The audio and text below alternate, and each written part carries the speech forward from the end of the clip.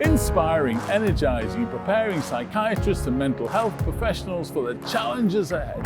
The APA annual meeting is an essential fixture for attendees both on and offline. To cover it all, this is APA TV. Welcome back to day 3 of APA TV here in the Javits Center in downtown New York. Now, today is all things digital, from digital apps that can help the psychiatrist all the way through to social media addiction and the challenges that can cause. On the show today, we'll sit down with American Medical Association President Jesse Ehrenfeld to discuss health AI. The only way we will get out of the workforce crisis that we have today in America is to lean into these technologies as a way to multiply the people that we have. It's a new path forward for psychiatry, one that will help more people live happier, healthier, and more effective lives. We'll hear more from the groups working to improve mental health globally. And where can you watch it? On screens around the venue, in select NYC hotels, on the APA meeting site, virtual platform and app, and on YouTube and X. First, though, let's sit down with an expert to look at digital wellness. Digital wellness is an increasingly important part of the psychiatrist's role, helping people navigate the world of social media in a healthy way. To better understand what this looks like and how to navigate all the information that's out there on this topic, I'm absolutely delighted now to be joined by Dr. Howard Liu. Howard, welcome. Thank you, Stephen. Thanks ever so much indeed for joining us today. Now, what is the concept of digital wellness and how do we get to the point where we're at today? Well, I think digital wellness is about being mindful about the way we use technology, and particularly smartphones and social media, to make sure that it's really benefiting to our health and our overall well-being, and not just something we stick in there in place of real-world activities. So does everybody meet these challenges equally, or are there some parts of the community more vulnerable? Well, I think many of us struggle to turn off our smartphones and also to put some boundaries between our real-life activities like a family dinner or going to a kid's recital or something like that, or sometimes even patient care, right, where we often have these notifications that intrude upon us, and we all need to draw some sort of boundaries to make sure that we're really mindful about what's happening day to day. So if I'm listening to you talking today, how do I evaluate my own behavior according to that? Well, interestingly, I think a lot of smartphones have started to give you a weekly report about your time on screen, which is just one measure. I think the other piece that often happens is a loved one, a child, a peer, a colleague might say, you're on your phone a lot. Howard or Stephen, and maybe you should spend a little bit more time here or focused. And then I think just some rules sometimes, just maybe in certain settings you don't bring your phones, right? Or you just turn off your social media, make sure you really enjoy that vacation. Sure. Do you think adolescents are more at risk here than other parts of the demographic? I think that adolescents and youth as well, younger kids, are more at risk, and increasingly they're getting phones at younger ages as well, often with very little guidance from their parents. And I think that is a risk because they're just learning to navigate their own social skills, defining their identities, and they have a little bit of a risk tolerance issue as well at times. And so some of those things can compound, kind of like learning to drive, where it can be a little bit dangerous at times. So how do you guide young people through that? Driving is a good metaphor. Even though driving can be hazardous, for most of us day to day, it's a fairly safe activity if you observe the rules of the road. And I think that what parents can do, therapists, psychiatrists as well, is to try to model the kind of behavior that you're trying to have them emulate. And so that means that, trying to be professional online, trying to put limits on your own behavior as well. And then when you do mess up, owning it as well and trying to show that you've learned from that activity. Let me pick up on that point just a tiny bit if I could. So how can psychiatrists promote digital wellness? Well, in a clinical sense, I think psychiatrists should be online on social media platforms, which sometimes can seem a little bit risky for many physicians and psychiatrists, but I think that there's a lot of misinformation, particularly about mental health. And I think that psychiatrists can be accessible, and just make sure they're sharing good information on all the social media platforms, but particularly the ones where the youth are. Like what? So the youth tend to be on YouTube, TikTok, Instagram, Snapchat, some of the more short video-based platforms. And I think there's not many psychiatrists on those, and some of those who are there are really creative early adapters, and we would like to see more of that from the APA. Well, Howard, thanks ever so much indeed for joining us today. Really appreciate your insight. Thank you. Thanks so much, Stephen.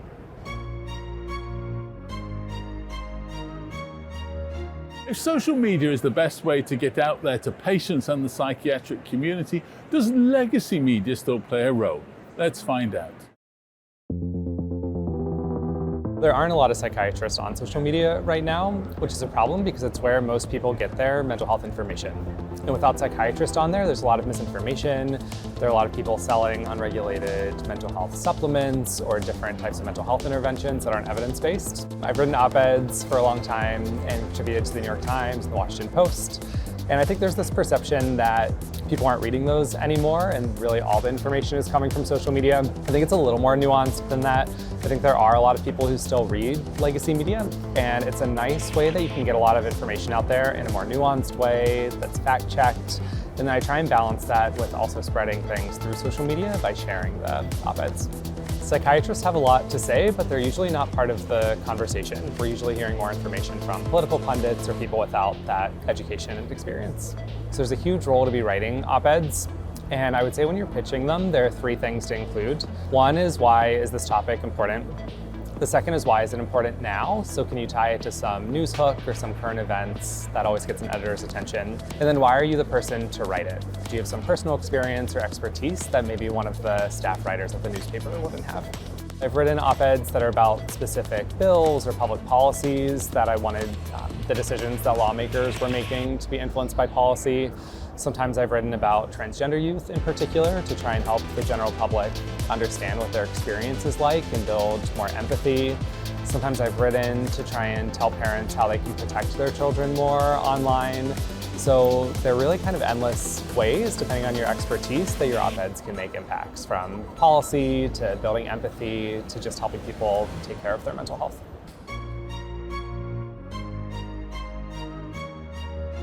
Now let's go to Italy, where Unobravo is a leader in online psychology, integrating the benefits of online accessibility and cost-effectiveness with unmatched therapy quality. Unobravo is the online psychological service that supports each user to find the right therapist for themselves, based on the clinical needs as well as preferences. Unobravo's mission is to become the point of reference for anyone that needs psychological support. Our vision is to create a world where taking care of our mental health is considered normal. The social impact that Unobravo is generating is incredible. So far, we supported more than 200,000 patients in their mental health journey, working with the largest community of therapists in Europe. Unobravo is a special company because we made sure to combine the psychological know-how to the technology and the innovation. We put our patients in the center of every choices we make, and we support to our therapist community. We make sure every day to provide the highest quality of mental health service.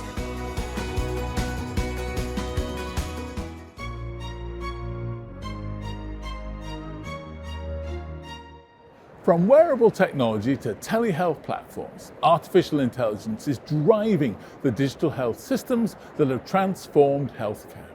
But how much do psychiatrists and other health professionals need to know about how it works? To discuss, I'm delighted to be joined by AMA President Jesse Ehrenfeld. Thanks very much indeed for joining us today. Happy to. So how much has digital health changed healthcare in the US? It's changing things quickly, particularly with the adoption of telemedicine, accelerated by the COVID-19 pandemic. We saw 10 years of progress in like 6 months. And fortunately, we have the opportunity to have telehealth still as a reimbursable modality for delivering care because of flexibilities that have been extended through the end of calendar 2024. And in my role as president of the AMA, we're continuing to push for the acceleration and adoption of these modalities. And how about AI? How much is AI used in digital health? Well, 40% of practices are using AI today, but it's back-end office, supply chain scheduling, billing operations. It's not literally clinical decision support. It's coming quickly though, so ask me this question in a year and I'll probably have a different answer. So a lot of, obviously a lot of psychiatrists here this week, and a lot of them will be hearing about AI, and a lot of them will be, so what do they actually need to know about it? Well, I think psychiatrists need to ask a couple of really important questions when they see a tool, they see an app, they see a product, which is where was it developed, how is it validated? And if they are looking for guidance about implementation, the AMA actually has a whole series of toolkits that are very practical around implementing these tools day to day, which we'd encourage them to check out. My last question is, what's the future of digital healthcare? Yeah, well, I think we're going to continue to see a huge increase in adoption and a reliance on technologies, and we need it. We do not have enough psychiatrists. We will never have enough medical schools and residencies to meet the demands for behavioral health services, and so the only way we will get out of the workforce crisis that we have today in America is to lean into these technologies as a way to multiply the people that we have. Thanks very much. Thanks for joining us. Sure.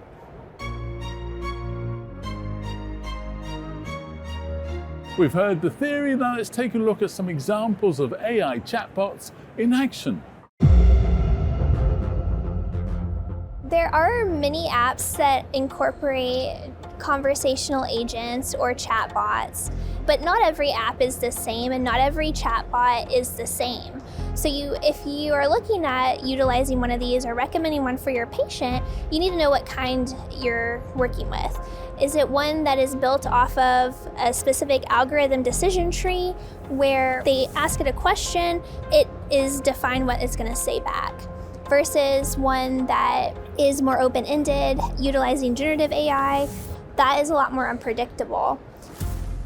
The evidence right now for the effectiveness of conversational agents isn't a lot. There needs to be more done. There are some apps that have shown that they can provide some CBT in a very prescriptive way using an algorithmic basis. For generative AI, that is still a really heavily active area of research. Some apps will say, we have evidence, but when you go and you look at the actual evidence, it's not as strong as you'd like to see for something that you're using for treatment of a patient. It's really important when you're thinking about utilizing a chatbot to turn to the APA's App Advisor model, because the field changes every day. There's something new that comes out. And if you know how to make informed decisions about technology, you can handle what gets thrown at you. I really want to be optimistic about it because I see a lot of benefit of increasing access, providing something for patients who can benefit in times of crisis. But right now, chatbots aren't that robust with handling crisis situations. We need to really advocate and communicate with developers that are creating these technologies so we can help guide things that will be helpful for patients. I think our voice is really important. Let's take a look now at some of the wider technological breakthroughs affecting mental health. Amen Clinics is revolutionizing mental health treatment by using brain SPECT imaging. SPECT is a nuclear medicine study that tells physicians 3 things about brain activity. Is it healthy, underactive, or overactive? Without looking, no psychiatrist can tell if your patient's symptoms are because their brain is working too hard, not hard enough, or if it is toxic or traumatic. In published research, SPECT changes the diagnosis or treatment plan 79% of the time. This brain-based approach, guided by imaging, provides a new path forward for psychiatry, one that will reduce stigma, increase compassion and compliance, and ultimately help more people live happier, healthier, and more effective lives. Explore our approach firsthand by scheduling a tour at one of our 11 clinics nationwide.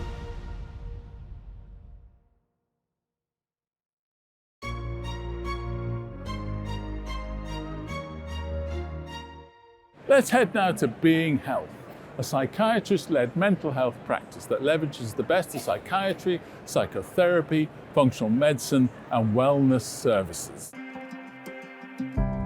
In my career as a psychiatrist, I've seen that mental health in general is complex, and our care models should actually accommodate that complexity. And what Being Health really addresses is looking at mental health as an interaction of both mind and body. We put all of those things under one roof to provide the best outcomes for the patient. So we really are taking what a psychiatrist does, or even what a psychotherapist does, and offering them a lot of options to refer to, but within the same system of care. And we've created a model of care called an integrated care model. First, we have psychiatry and psychotherapy. Second, we have novel treatments, the first of which is ketamine infusion therapy. The third is functional medicine, and the fourth are wellness services, and we have two. One is acupuncture, and the second is nutrition from a functional medicine lens. We are an outpatient modern mental health clinic. If you're a referring provider, we're a place that can help. Find us at beinghealth.co.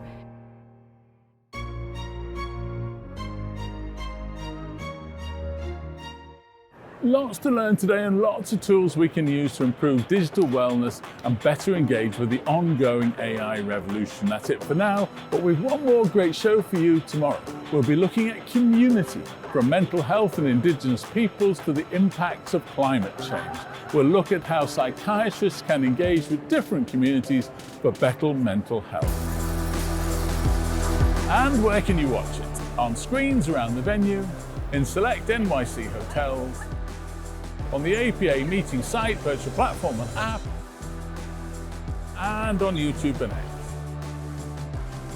Thanks for watching, and we'll see you right back here tomorrow.